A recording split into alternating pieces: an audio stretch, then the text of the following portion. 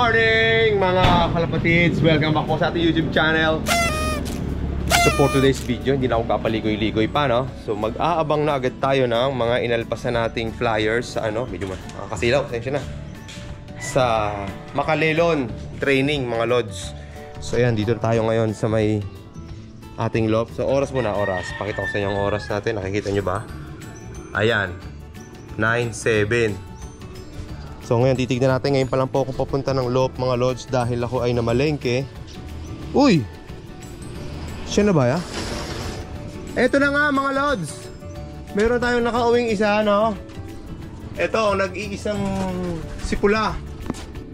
Ay hindi ko pala to sinala. Ang tanga ko. Akala ko sinala ko, hindi pala to. Hindi pala kasali ang tatlong yan mga lods, no? So aabangan ko lang. Wala na pala akong tubig, so magtitimpla na rin tayo ng electrolytes nila para kahit paano ay nakaka-recover sila, no? O ayan, medyo... Ayun, may nakauwi na mga lods, sakto-sakto. Meron na pala tayong tatlo, hindi ko na malayan, hindi ko nakita. So ayan, napakabilis ng pangyayari, no? O ayan, may tatlo na tayo, kita-kita nyo, no? Walang daya, hindi pa sila napasok. Papasukin na natin mga lods, sino mo?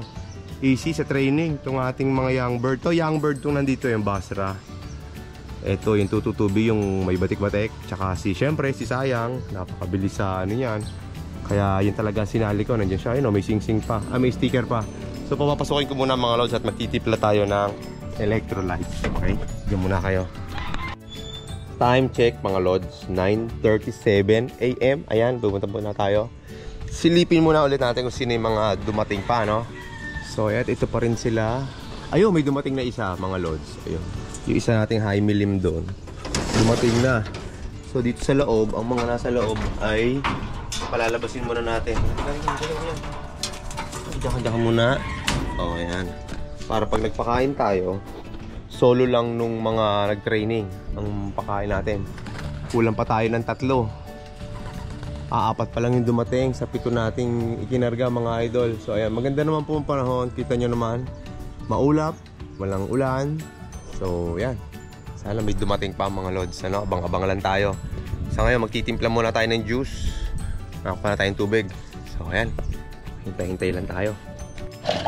So ayan mga lods, timplahan na natin ang electrolytes. Ito ang ginagamit natin electrolytes sa kanila, Thunderbird Electro Gen D+. So yan, mula noon hanggang ngayon, yan lang po ang gamit nating electrolytes mga lods. At syempre, pangsalubong ng mga ibon, walang iba kundi Etherton. Yan, papasukin muna natin itong mga alaga natin mga lods para kahit paano nakapagpahingan sila. So ito yung isa natin, si Batik, yung kasali natin sa fun race. Kaso hindi natuloy ang fun race ngayon mga lods. Yan, hindi natuloy ang fun race, kinancel, kulang daw sa sticker. Kaya yun, okay lang. So ngayon, training na lang natin. Ang pagkakaalam ko na bitawan to ng General Luna hindi Makalelon. Parang in-adjust pa nila ng isa pang bayan. So ayan, sa ngayon sila pa rin ang nakakauwi. Ito matibay talaga to si Sayang no? Talagang yan ang ating contender ngayon mga lods. O siya yung ating pambato. Although lahat naman yan pambato natin, pero dyan tayo umaasa kay Sayang. Magandang uwi nito lagi Tignan natin ngayong taon kung siya ay makakabawi, diba? So ayan, kung last year finisher lang siya, sana ngayon mas mahigitan pa niya yung huli niyang ginawa nung last year. Ito, tong finisher din to yung batik-batik. Yan, fight na yan. Finisher din yan. Na Summer and South Derby Race. Yan. So ito, ngayon pa lang ito mapapasubok. Tsaka yun, yung pinaka-young bird natin, Basra line na pencil. Diba? Ganda. Sisig, no? Ito talaga pag pencil, mga lods, no? Sino ba sa inyo may hilig sa pencil? O, ayan, pencil. Pencil, baka gusto nyo, pencil, Basra line, pencil. Alak yan ang ating foundation cup na Basra, yung direct kay RMC. So yan, yun ang ating mga panlaban. Every year nakakagawa tayo ng may finisher yung yung lahi nun. Ito nga, mga lahi niya ng Basra na foundation. Mamaya pagbaba ko papakita ko sa inyo. Pakwento tayo kahit paano, mga kwentong kwentong Basra line. Ayun, may duwada. Ayun, lipad, Paronda lang pala lang yan. So ayan, update ko kayo mga lods kung anong mangyayari dito sa ating mga tinraining. Wala pa rin umiinit na. Hop. Time check, 10:07 AM mga lods. Sisilip ulit tayo sa lock natin. Tignan natin kung may nadagdag ba sa ating mga tinraining. Yan, titignan pa lang natin mga lods. Sa tingin ko, sila pa rin. Sila pa rin oh. Nako, wala pa rin yung tatlo mga lods. Ang kulang na lang natin ay tatlo. So yung itim, si Balda, tsaka isang blue bar. So yun, kulang pa po tayo ng tatlo mga lods. So hintay-hintay pa rin. Ay nako, so happy new year nga pala sa inyong lahat mga lods. So ito ay ginagawa. Ay ayun, may umuwi na pala isa, si itim. Ayun, akala ko naman wala pa. Narinig ko may gumalaw-galaw eh. So ayan siya mga lods, so kulay itim. Kapag itim pa rin ang tawag ko dyan, dark checkered kasi siya. So yun, dalawa na lang ang hinihintay natin mga lods, si Balda at si Blue Bar. Tingnan natin ha. Medyo, kita nyo naman po panahon. Maganda pa rin naman mga lods. Siguro medyo napaiba lang sila ng landas o napasama sa ibang mga kalapate, sa ibang flock, kaya sila ay nahihirapan. So gano'n pa man, Happy New Year sa inyo lahat mga lods. God bless you all.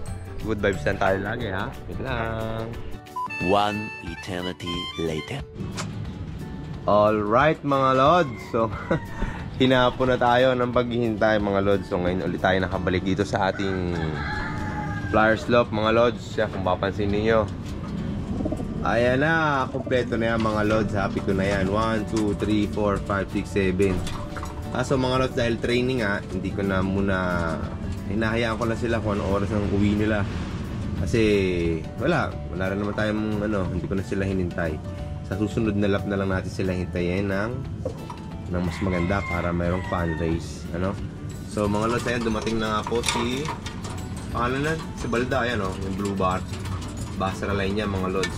Pencil din siya mga lods may tuldok din siya sa pakpak. Ayun meron siyang sa pakpak niya mga lods. Diba? So ayan, kompletos ricados na mga lods. Tapos ito namang iba dito, ayan, mapansin nyo, sila ang tatlo na lang, hindi pa rin nakapasok. So ngayon pakakainin ko muna itong mga flyers natin. Sigurado kong gutom na to So tapos saka natin papapasukin yung ating mga nandito. So ayan kita nyo naman. Ayan may pakpak yan, pencil. Anong nangyari? Ayan. So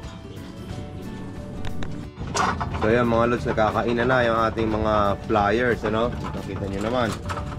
Ito yung ating si Blue Bar, si Basra Blue Bar, saka yan yung kapatid niya, si Basra Pencil. Actually may tuldok pa siya dito sa pakpak niya, kaya parang pencil pa rin ang dating niya mga lods. Diba? Sige, kain lang kayo dyan. So habang tayo ay nagpapakain mga lods, ayan, pansinin muna natin itong ating kapaligiran. Napakaganda ng hangin, ng langit, maulap. Ayan ganyan naman, walang kaulan-ulan. So ayan, napakaganda. So dahil dyan ay kompleto na. Maraming salamat sa inyong panonood mga lods. Medyo maingay mga lods, kaya hindi tayo masyado makapagsalita. May mga nagtotorotot sa malalayo, may mga motor na umaandar. So ganoon pa man, binabati ko yung lahat ng Merry Christmas and Happy New Year sa inyo lahat mga idol. Sana ay swertihin tayo sa mga susunod pa nating karera ngayong taon. Kaya God bless and good vibes na tayo always mga idol. Happy New Year muli. See you susunod na video. Maraming salamat. Bye.